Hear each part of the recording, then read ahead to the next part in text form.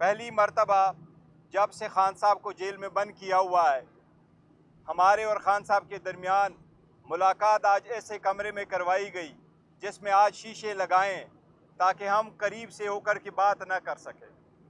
یہ first time ہے۔ ہم سمجھتے ہیں یہ قانون کی خلاف ورزی ہے۔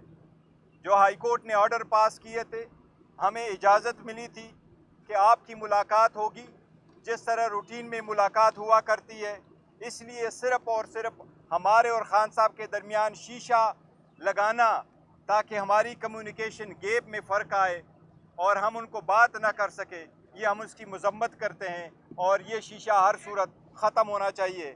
ہم اپنا حق محفوظ رکھتے ہیں کہ اسلام آباد ہائی کورٹ میں کنٹیمپٹ کی پٹیشن فائل کرے اور اس کو ہٹوائے۔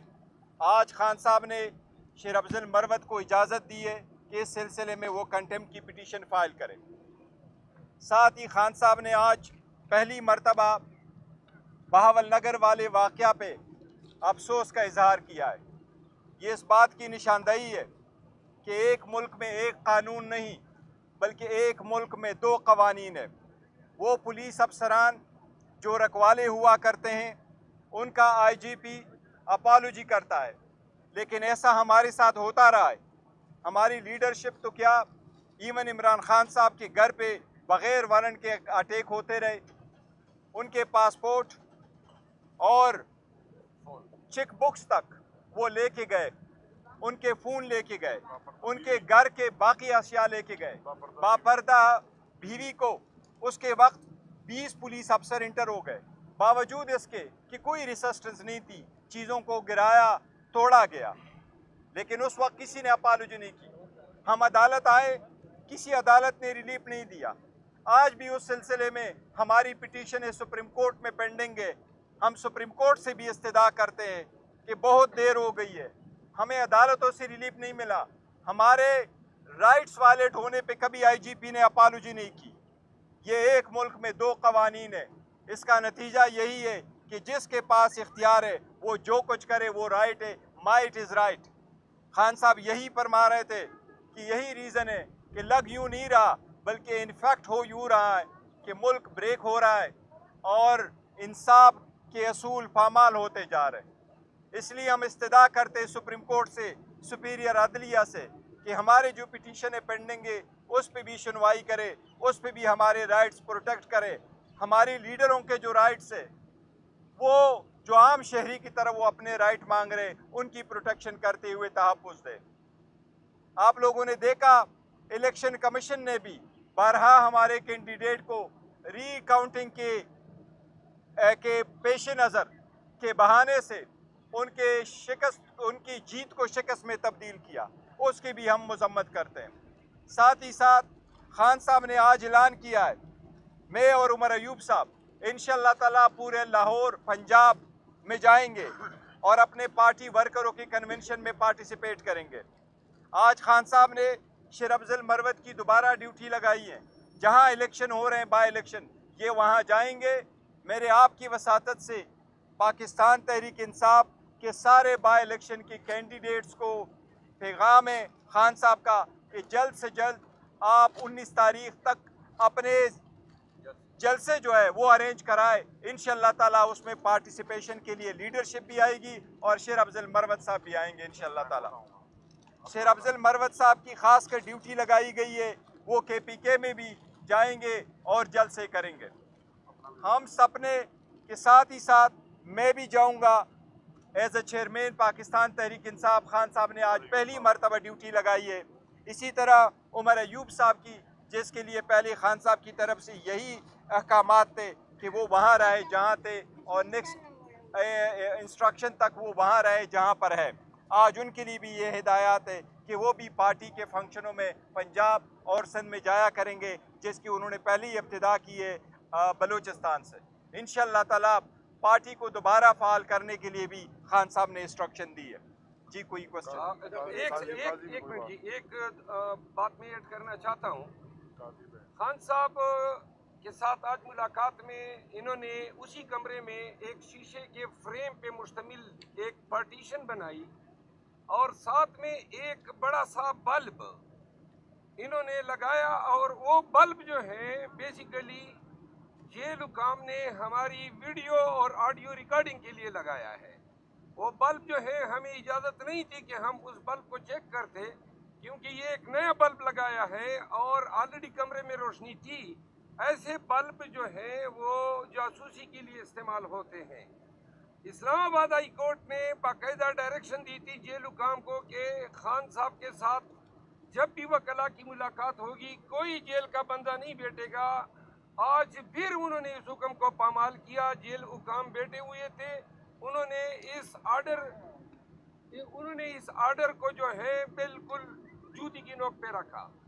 اس کے علاوہ یہ جو پارٹیشن بنائی ہے، اس کا واحد مقصد یہ ہے کہ جہاں پہ ہمارے درمیان کسر پسر ہوتی تھی وہ بھی ان کے کانوں تک پہنچے۔ ایک بات، دوسری بات، پنجاب کی قیادت سے میں گزارش کرتا ہوں کہ ہمارے پاس، ہم آلریڈی تاخیر میں ہیں ضمنی الیکشن میں، اور 19 تاریخ تک ہمارے پاس 3 دن ہیں۔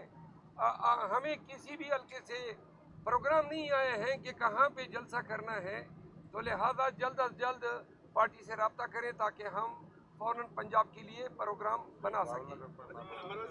باول نگر کے ایک منٹ کیا وہ دور ہو گئے یا نہیں؟ میرا تو کوئی گلہ شکوہ نہیں تھا، گلہ شکوہ کوئی نہیں تھا بھائی۔ وہ جو سوشل میڈیا ٹیم ہے، وہ چونکہ آپ کی خواہش تھی میں نے ابنڈن کر دی ہے، اور دوسرا میں نے یہ بھی بتایا کہ پارٹی میں اگر کوئی میرے خلاف بیان بازی کرتا تھا تو میں نے یہ بھی اعلان کیا ہے کہ ان کو جواب بھی نہیں دے گا۔ خان نے اس کو سراہا ہے۔ اچھا، باول نگر واقعے پہ چیئرمین صاحب نے بڑا کیٹیگوریکلی خان صاحب کا پیغام آپ تک پہنچایا ہے۔ ایک اینگل اس میں اور خان صاحب نے فرمایا تھا جو آپ کے گوش گزار کرنا بڑا ضروری ہے۔ خان صاحب نے کہا ہے کہ پاکستان کے قانون کے مطابق اگر کسی کے خلاف، کوئی ادارے کے خلاف کوئی ایکشن ہوتا ہے، یا کسی شہری کے خلاف کوئی ادارہ کام کرتا ہے، یا کوئی جرم سرزد ہوتا ہے، تو عدالتیں اس کا فورم ہے۔ ہمیشہ عدالتوں میں باتیں جا کر ختم ہوا کرتی ہیں۔ اس طرح کبھی نہیں ہوا کہ اگر کسی کے خلاف کسی پولیس والے نے کوئی ایکشن لیا ہے تو وہ خود جا کر اس کو جا کے سبق سکھائے اور اس طرح کی مار پیٹ کرے اور پاکستان کے قانون کو ہاتھ میں لے لے۔ اس موقع پر انہوں نے کہا کہ قاضی فائز عیسیٰ صاحب کا یہ کام بنتا ہے کہ وہ کم از کم ہمیں تو انصاف نہیں دے رہے۔ تحریک انصاف کے لوگوں کے گھر ٹوٹے، لوگوں کے جہیز کے سامان اٹھائے گئے، اس پہ کسی کے کان پہ جوں نہیں رکی۔ کم از کم ایک پولیس کے ادارے کو آپ کھڑے ہو کے انصاف دیں۔ اگر آپ انصاف دیں گے تو یہ معاشرہ اور یہ ملک قائم رہے گا، اور اگر اسی طرح سے بے انصافی رہی تو یہ ملک جو ہے وہ مزید گرتا جائے گا، اور ہمارا سب سے بڑا اس کا نقصان ہمارے معاشی نظام کے اوپر آئے گا جو پہلے سے گرتا جا رہا ہے۔ اگر معیشت ختم ہوگی تو یہ ملک جو ہے وہ خدا نخواستہ ملک کی جو سالمیت ہے اس کو خطرہ آئے گا۔ اگر کسی کا کوئی سوال ہے تو بہت شکریہ جی۔ اور صاحب یہ بتائیے گا کہ آپ نے حال ہی میں ایک ٹی وی انٹرویو میں کہا تھا کہ اپریل کے مہینے میں خان صاحب جیل سے باہر ہوں، ان کی رہائی کی 2 ہی صورتیں ہیں، یا تو ان کی سزائیں ختم ہوں یا پھر پس پردہ اگر کوئی مذاکرات ہو رہے ہیں اس کے نتیجے میں ان کی رہائی ممکن ہو سکتی ہے۔ یہ بتائیں کہ جب بھی ہم نے خان صاحب سے بات کی ہے جیل میں، آپ کو پتہ ہے ہر ہفتے وہ ہر وقت جو ہے اسٹیبلشمنٹ کو ٹارگٹ کرتے ہیں، ہٹ کرتے ہیں نام لے لیں گے، تو یہ بتائیں کہ رہائی ان کی کیسے ممکن ہے؟ کیا کوئی مذاکرات ہو رہے ہیں پس پردہ؟ دیکھو، میں نے لاسٹ ٹائم بھی کہا تھا، میں اس کا اعادہ ایک بار پھر کروں گا، جہاں تک خان صاحب کے رہائی کا تعلق ہے وہ کسی بھی صورت بھی کسی ڈائلاگ کی وجہ سے نہیں ہے، اور ہم نے پٹیشنیں فائل کی ہے ہائی کورٹ میں۔ ہم عدلیہ سے امید کرتے ہیں، ہم بڑی کوشش کر رہے تھے کہ عید سے پہلے ہمارے کیسز کا فیصلہ ہو۔ اب کل کی کیس بھی 10 دن کی تاخیر سے آگے بڑھا ہے۔ 3 کیسز ہے جس میں بیل ضروری ہے اور سسپینشن اور اس کی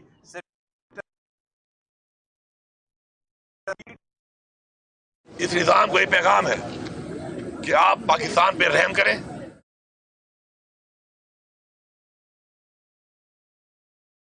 لیکن روٹین سے بھی اگر ہیئرنگ کرے ڈے ٹو ڈے صاحب نے کہا کہ انہوں نے بینکرز کے ساتھ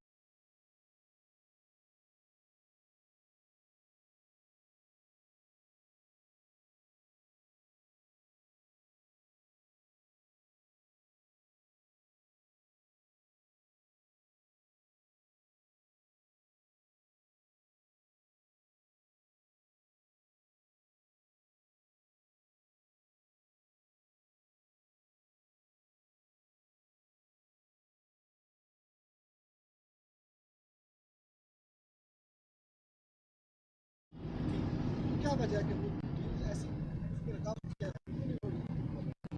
ڈیلوں پہ بلیو بالکل ہی نہیں کرتے. کسی ڈیل کے نتیجے میں نہ خان صاحب نے باہر آنا ہے، اور اگر ڈیل کرنی تھی تو پھر پہلے ہی کر لیتے. ایسی ڈیل نے خان صاحب نے یکسر مسترد کیا، کوئی ایسی بات نہیں ہے. خان صاحب یہی فرما رہے ہیں کہ میرا مرنا بھی اس ملک میں ہے، میرا جینا بھی اس ملک میں ہے، لیکن کڑے ہو کے جیوں گا اور آخری حال لڑوں گا. اور لیے پارلیمنٹ کے